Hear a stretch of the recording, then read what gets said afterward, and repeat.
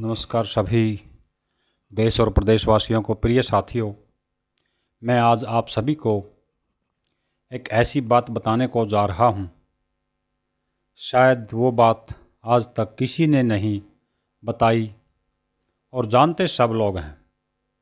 तो प्रिय साथियों, बात क्या है? सबसे पहले तो मैं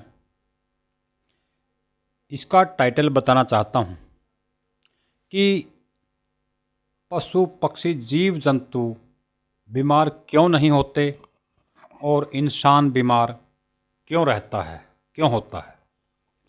तो प्रिय साथियों, सबसे पहले तो मैं जीव जंतुओं की बात बता रहा हूँ। जीव जंतु जब जन्म लेते हैं, जन्म से और मरण तक ये अपने शरीर पर आत्मविश्वास रखते हैं और आगे बढ़ते रहते हैं।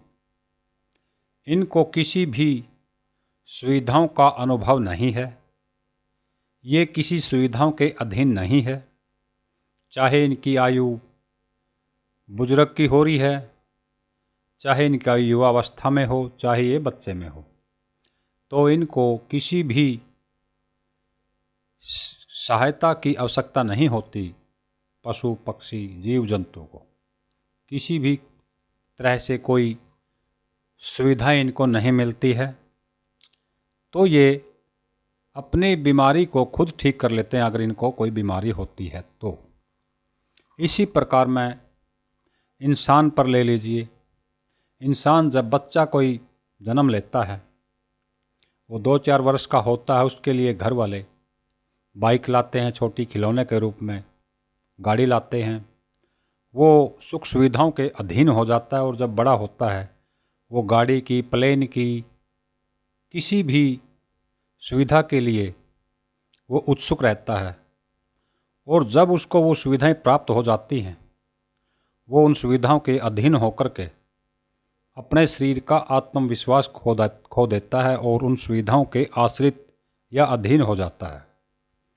जब किसी व्यक्ति ने या किसी युवा शक्ति ने 2-4 किलोमीटर पाँव चलना पड़ जाए तो नहीं चल सकता, कहते हैं चला नहीं जाता, थकान होती है, क्योंकि उसको सुविधाओं का अनुभव हो चुका है। और उन सुविधाओं के अधीन होकर के इंसान ज़्यादा बीमार रहता है। ये आप सभी जानते अवश्य हैं। हंसी मजाक अवश्य कर लेते हैं, लेकिन आप ये कार्य नहीं करते, क्योंकि आपने ये खुद करना चाहिए जो कार्य हमें करना चाहिए। हमारे शरीर का जब कोई गर्मी पसीना नहीं निकलता, वो शरीर के अंदर ही रहता है, तो हमारे अंदर बीमारी तो ऑटोमेटिक पनपती रहती हैं। तो प्रिय साथियों, मेरा कहने का तात्पर्य ये है कि आप सभी अपने जीवन में जितना हो सके वो कार्य कीजिए, ताकि हम भविष्य में कभी बीमार ना हों। जितने सुख सुविधाएं हैं उनको प्रयोग कीजिए, समय के अनुसार, हर समय नहीं। जिस तरह हमारे जीव जंतु कई कई किलोमीटर तक उड़ के चले जाते हैं, इनको किसी भी चीज़ का अनुभव नहीं है कि सुविधाएं क्या होती हैं। तो हमें भी कुछ सुविधाओं को त्याग करके हमारे शरीर पर कॉन्फिडेंस रख के, हमें अपने शरीर पर विश्वास, आत्मविश्वास करके थोड़ा अपने शरीर को एक्टिविटी में रखें, ताकि आने वाली पीढ़ी भी हमें देख करके कुछ न कुछ एक्टिविटी में रहे।